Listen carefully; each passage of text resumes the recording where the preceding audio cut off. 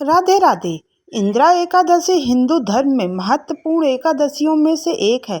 इसे पितृपक्ष के दौरान मनाया जाता है, जो पूर्वजों की आत्मा की शांति और मोक्ष के लिए समर्पित होता है। इस एकादशी का विशेष महत्व इसलिए है क्योंकि इसे करने से पितरों को स्वर्गलोक प्राप्त होता है और उनकी आत्मा को शांति मिलती है। महत्व: पितरों को मोक्ष मानता है कि इंदिरा एकादशी व्रत करने से पितरों को मोक्ष प्राप्त होता है और वे स्वर्ग में स्थान पाते हैं। दूसरा, पुण्य प्राप्त: इस व्रत को करने से व्यक्ति को पापों से मुक्ति मिलती है और पुण्य का फल मिलता है। तीसरा, परिवार में सुख शांति: व्रत करने से परिवार में सुख शांति बनी रहती है और पूर्वजों का आशीर्वाद प्राप्त होता है। पूजा विधि: पहला, व्रत का संकल्प: इंदिरा एकादशी के दिन प्रातःकाल स्नान करके व्रत का संकल्प किया जाता है। दूसरा, भगवान विष्णु की पूजा: इस दिन भगवान विष्णु की विशेष पूजा की जाती है। उन्हें पीले वस्त्र पहनाकर फूल, फल, धूप, दीप और तुलसी पत्र अर्पित किए जाते हैं। तीसरा, व्रत कथा सुनना: व्रत के दौरान इंदिरा एकादशी की कथा सुननी चाहिए, जिसमें भगवान विष्णु की महिमा और इस एकादशी का महत्व बताया गया है। चौथा, ध्यान और मंत्र: व्रतधारी को पूरे दिन भगवान विष्णु का ध्यान करना चाहिए और उनके मंत्रों का जाप करना चाहिए, जैसे ओम नमो भगवते वासुदेवाय। पांचवा, भोजन: इस दिन व्रत रखने वाले फलाहार करते हैं, यानी सिर्फ फल और दूध का सेवन करते हैं। अन्न का त्याग किया जाता है। छठवां, रात्रि जागरण: इंदिरा एकादशी की रात में जागरण करना और भगवान विष्णु के भजन कीर्तन करना शुभ माना जाता है। सातवां, द्वादशी पर पारण: अगले दिन द्वादशी तिथि को व्रत का पारण किया जाता है। पारण के दौरान ब्राह्मणों को भोजन कराना और दान करना अत्यंत पुण्यकारी माना जाता है। इंदिरा एकादशी व्रत कथा। नमस्कार दोस्तों, राधे राधे। आज हम बात करेंगे इंदिरा एकादशी व्रत और उसकी महिमा के बारे में। इंदिरा एकादशी व्रत 28 सितंबर 2024 को है और इसका पारण 29 सितंबर 2024 को किया जाएगा। इस व्रत की खास बात यह है कि इसके करने से हमारे पितरों को मोक्ष की प्राप्ति होती है और पितृदोष से मुक्ति मिलती है। इस पवित्र अवसर पर हम सुनेंगे इस व्रत की कथा, लेकिन उससे पहले अगर आपने अभी तक मेरे चैनल को सब्सक्राइब नहीं किया तो प्लीज चैनल को सब्सक्राइब कर दीजिए ताकि आपको हर धार्मिक कथा और व्रत की जानकारी मिलती रहे। साथ ही इस वीडियो को लाइक करना ना भूलें और अगर आपको यह वीडियो अच्छी लगे तो नीचे कमेंट्स करके जरूर बताइएगा। अब हम शुरू करते हैं इंदिरा एकादशी की कथा। प्राचीन काल की यह कथा धर्मराज युधिष्ठिर के पूछने पर भगवान श्री कृष्ण द्वारा सुनाई गई थी। इसमें राजा इंद्रसेन की जीवन कहानी, उनकी भक्ति, उनके पिता की मुक्ति और इंदिरा एकादशी व्रत का महत्व बताया गया है। यह कथा उस समय की है जब सतयुग में महिष्मति नामक नगरी में राजा इंद्रसेन धर्म और न्याय के साथ अपनी प्रजा का पालन करते थे। महिष्मति नगरी के राजा इंद्रसेन का शासन बेहद समृद्ध था। वे विष्णु के परम भक्त थे और हमेशा धर्म के मार्ग पर चलते हुए अपनी प्रजा का पालन करते थे।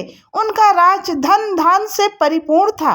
उनके परिवार में पुत्र, पौत्र और अन्य सदस्य भी थे और सभी सुखी जीवन व्यतीत कर रहे थे। इंद्रसेन धर्म के मार्ग पर चलने वाले राजा थे, जो न केवल यज्ञ और पूजा अर्चना करते थे बल्कि अपनी प्रजा के कल्याण के लिए भी हर समय तत्पर रहते थे। वे हमेशा विष्णु भक्ति में लीन रहते थे और अपने धर्म कर्मों का पालन करने में कोई कमी नहीं रखते थे।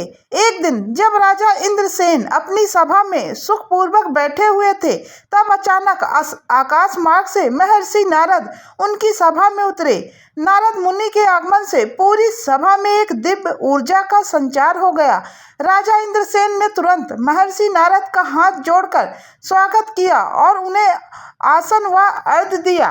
उनके आगमन से राजा अत्यंत प्रसन्न थे और उनके मन में यह जिज्ञासा थी कि महर्षि नारद उनके राज्य में क्यों पधारे हैं। महर्षि नारद ने राजा से पूछा, हे राजन, आपके राज और आपके संतों अंग कुशल पूर्वक तो हैं? तुम्हारी बुद्धि धर्म है और तुम्हारा मन विष्णु भक्ति में तो रहता है। राजा इंद्रसेन ने नारद मुनि को बताया कि उनके राज्य में सब कुछ कुशल मंगल है और वे विष्णु की भक्ति में लीन रहते हैं।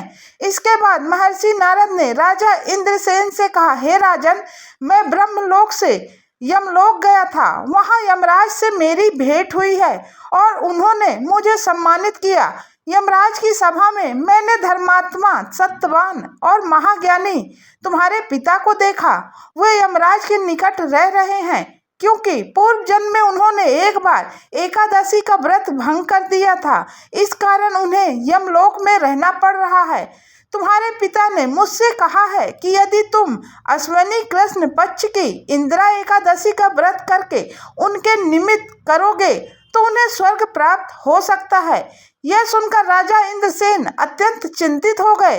उन्होंने महर्षि नारद से निवेदन किया, हे महर्षि, कृपया मुझे इस व्रत की विधि बताइए ताकि मैं अपने पिता को मुक्ति दिला सकूं। महर्षि नारद ने राजा इंद्रसेन को इंदिरा एकादशी व्रत की विधि विस्तार से समझाई। नारद जी ने कहा, अश्विनी मास की कृष्ण पक्ष की दशमी के दिन प्रातः काल स्नान करके श्रद्धा पूर्वक पितरों का श्राद्ध करो और एक बार भोजन ग्रहण करो। अगले दिन एकादशी के दिन प्रातः काल दातून और स्नान करके व्रत का संकल्प लो। हे अच्युत, हे पुंडरीकाक्ष, मैं आपकी शरण में हूँ, आप मेरी रक्षा करें। इस प्रकार व्रत का संकल्प लेकर भगवान विष्णु की शालिग्राम मूर्ति का विधि पूर्वक पूजन करो। दिन भर निराहार रहकर उपवास करो और रात में भगवान के समीप जागरण करो। द्वादशी के दिन प्रातःकाल भगवान का पूजन करके ब्राह्मणों को भोजन कराओ और स्वयं भी मौन रहकर भोजन ग्रहण करो। महर्षि नारद ने आगे बताया, इस विधि से उत्पन्न करने से तुम्हारे पिता अवश्य ही स्वर्गलोक को जाएंगे। यह वह अत्यंत पुण्यदायी है और इसके पालन से तुम्हारे पितृदोष भी समाप्त हो जाएंगे। राजा इंद्रसेन ने महर्षि नारद के निर्देशों के अनुसार अपने परिवार और सेवकों के साथ मिलकर इंदिरा एकादशी का व्रत पूरी श्रद्धा और भक्ति के साथ किया। व्रत के पूर्ण होते ही आकाश में पुष्प वर्षा होने लगी और भगवान विष्णु के गरुड़ पर सवार होकर राजा के पिता स्वर्गलोक के लिए प्रस्थान कर गए। इंद्रसेन ने व्रत की महानता को महसूस किया और उनका दिल शांत और प्रसन्न हो गया। राजा इंद्रसेन ने इंदिरा एकादशी के व्रत के प्रभाव से निष्कंटक और समृद्ध राज किया। उन्होंने अपने शासन काल में धर्म और न्याय को सर्वोपरि रखा और प्रजा के कल्याण के लिए हर संभव कार्य किया। अंततः उन्होंने अपने पुत्र को सिंहासन पर बैठाकर स्वर्गलोक को प्राप्त किया। उनके जीवन का यह उदाहरण यह दर्शाता है कि धर्म और भक्ति के मार्ग पर चलने से न केवल इस जीवन में बल्कि अगले जीवन में भी मुक्ति और मोक्ष की प्राप्ति होती है। इंदिरा एकादशी का महत्व। भगवान श्री कृष्ण ने युधिष्ठिर से कहा, हे युधिष्ठिर, इंदिरा एकादशी व्रत का महाअद्यम अद्भुत है। इसके पालन से मनुष्य सभी पापों से मुक्त हो जाता है और उसे वैकुंठ धाम की प्राप्ति होती है। इस व्रत का प्रभाव इतना शक्तिशाली है कि यह पितृदोष को समाप्त कर सकता है और पितरों को मोक्ष दिलाने में सक्षम है। इसे करने वाले मनुष्य को इस लोक में सुख समृद्धि प्राप्त होती है और अंततः वह वैकुंठ को प्राप्त होता है। यह कथा यह भी दर्शाती है कि कैसे धर्म, भक्ति और श्रद्धा के साथ किए गए व्रत और कर्म न केवल व्यक्ति के लिए बल्कि उनके पितरों के लिए भी मोक्ष का मार्ग प्रशस्त करते हैं। इंदिरा एकादशी व्रत का पालन करने से पितृदोषों का निवारण होता है और पितरों को स्वर्ग की प्राप्ति होती है।